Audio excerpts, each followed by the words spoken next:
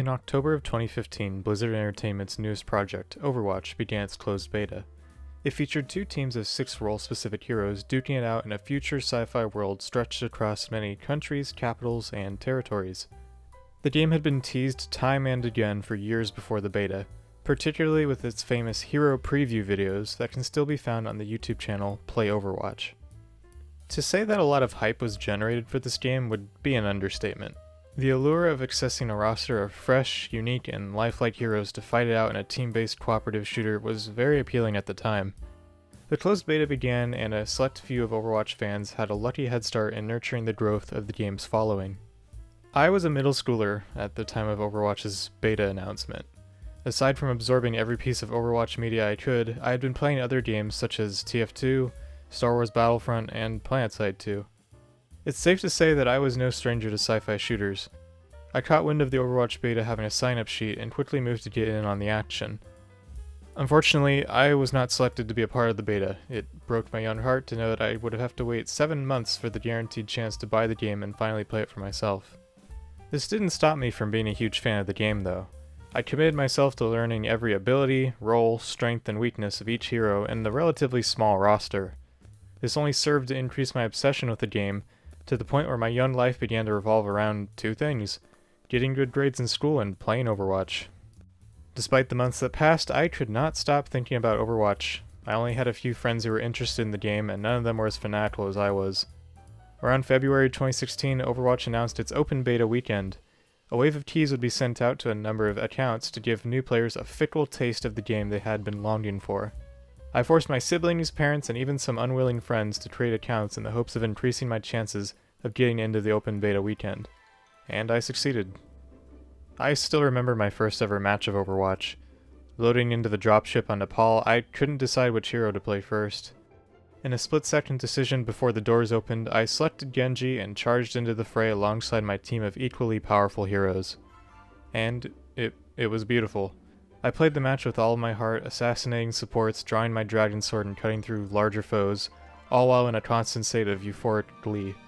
There was no meta, no strategy, no anger, and no toxicity. Everybody was playing to have fun. It didn't matter to me when I died. It gave me a chance to watch my teammates and see what their heroes had to offer, and I couldn't stop playing. I spent the rest of the beta weekend playing match after match of Overwatch. Time became irrelevant. It became my furtive duty to play as every last hero before my beta access was taken away from me forever, and I fulfilled that duty. Fast forward to May of 2016 when Overwatch made its grand release. I was allowed to jump back into the universe of Overwatch and fight to my heart's content. 2 blissful years of gameplay freedom passed, during which the competitive season began, and new heroes such as Ana, Sombra, Orisa, and Doomfist made their debuts. The Overwatch League started up in November of 2016, rocketing the game into the world of high-energy esports. Wanting to take my game to the next level, I tried my heart out in competitive lobbies. I became a support main, committing most of my time to mastering Ana and Zenyatta. I started off in Platinum and slowly climbed to the rank of Grandmaster in Seasons 8 and 9.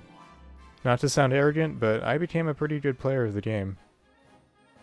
I still remember when my siblings and I made the trip to LA to watch our favorite teams fight for supremacy in the Overwatch League. We happened to find a day when our 3 favorite teams, the LA Valiant, the Houston Outlaws, and the LA Gladiators, would all be competing within hours of each other. And it was a sight to behold. It was a chance for us to be absolute gamer nerds and cheer for what were effectively different colored pixels moving across a large flat-screen TV. Seeing our favorite players sitting just a few feet away compete for glory and cash made the excitement all the more intense. Hell, I still have the jersey I bought at the event in my closet. But then at the height of its popularity, Overwatch began to slowly descend into madness. Years passed, the community grew older, and with that came a different set of expectations. Players had become comfortable and knowledgeable of how the game plays out. You select a role and you're expected to fulfill that role to the greatest of your ability. But the second we started setting expectations for complete strangers on an online video game is the second we set ourselves up for failure.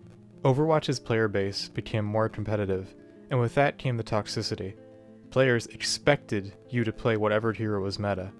Players expected you to always play at your best, and they expected you to lay down and let them stomp on you if they felt you weren't contributing to the team's victory. Players and content creators began debating over whether a player should have the right to select a non-meta hero in a competitive lobby. On one hand, when you queue for a competitive lobby, you should be joining with the mindset to win at all costs. With that mindset, you should be flexible with your hero selection, and choose to play what is effectively the meta. On the other hand, a player who has spent money on the game has the right to play whatever they want, even if it loses them the game.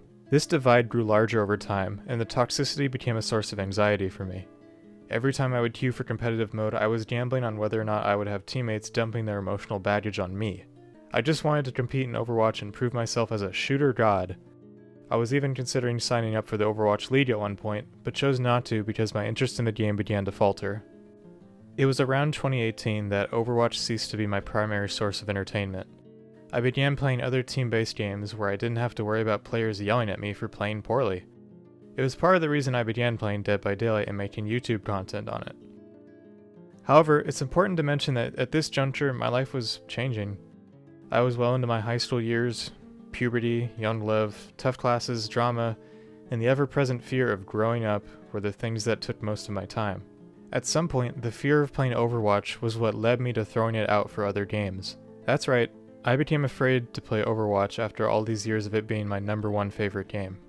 And that's because the player base had lost sight of what Overwatch was truly about. Being able to switch heroes on a dime to deal with the problem at hand was what made this game so unique.